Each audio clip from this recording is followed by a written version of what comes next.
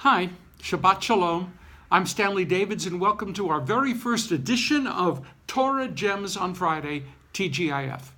I'll be posting every Friday morning. I will also be joined at times by colleagues from the University Synagogue here in LA, and we're going to be putting on a very brief Torah teaching each week, which we hope you'll find meaningful and perhaps be willing to share with others as well.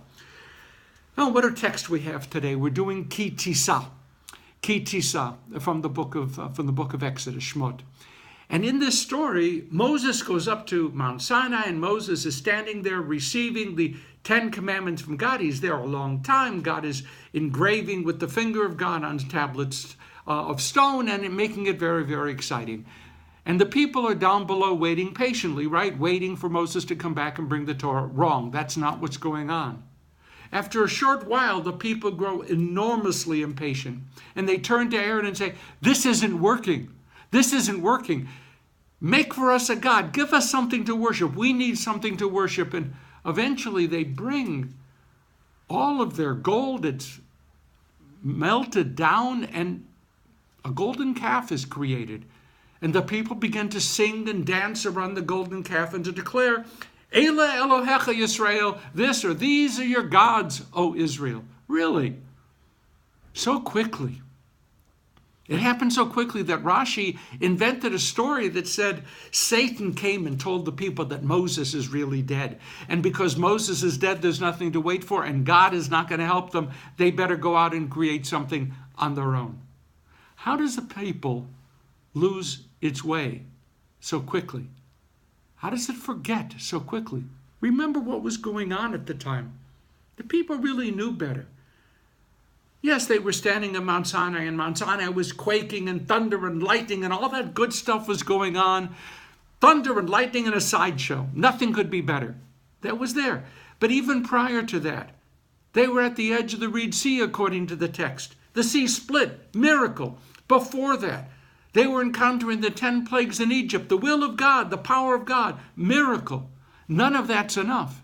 As a matter of fact, in the Kuzari, a book written by the medieval Jewish philosopher Yehuda Halevi, talks about a time when the Kuzari, who is the king of the Khazars, is trying to figure out which religion he should adopt for himself.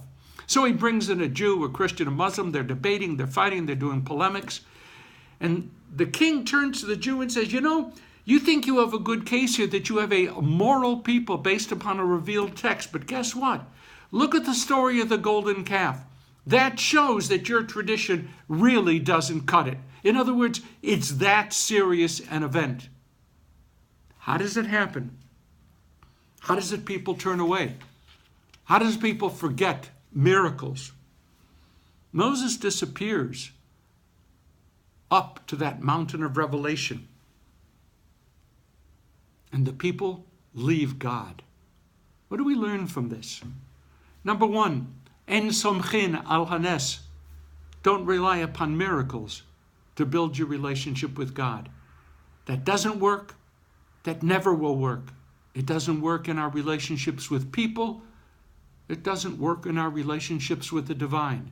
Miracles, no way to build a relationship of love and trust and respect.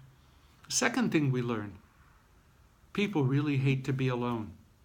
We all do. Being alone is frightening. We become terrified. What's going to be? Who's going to care for us? It's like the infant who, deprived of being able to see his or her mother or father, cries out in fear, "I'm alone. Who's going to nurture me? Who's going to take care of my deeds?" Being alone can drive a people to do some terrible things. And finally, building a relationship with God is tough. It's a rough slog.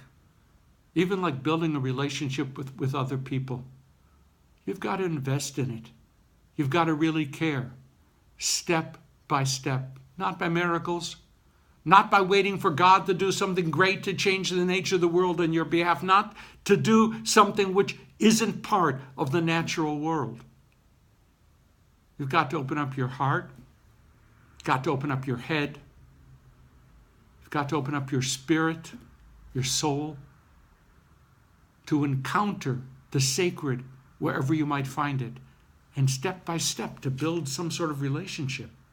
Just like with human beings. When you meet a person and you're open over against that person, and you begin to acknowledge the reality of the existence of that person, the significance of that person, you can develop a relationship which in fact, indeed, is sacred. So our people danced, and their lives were turned upside down. Pretty soon they stopped dancing, and they were screaming in pain as the punishments of God came to them. Let's not deal with regret. Let's not deal with unfounded expectations. Let's reach out to a God we can search for and whom we believe is searching for us. Let's reach out to people who can help break through the loneliness we fear. Let's create a community out of which not only we can celebrate Shabbat, but we can build a meaningful existence. Well, that's it for today. Thank you very much. Put in a note, send me a note, send email, write on Facebook, whatever. Let me know what you think and feel, and if you feel like doing it as well, share it with others. In the meanwhile, Shabbat Shalom. Have a great Shabbat.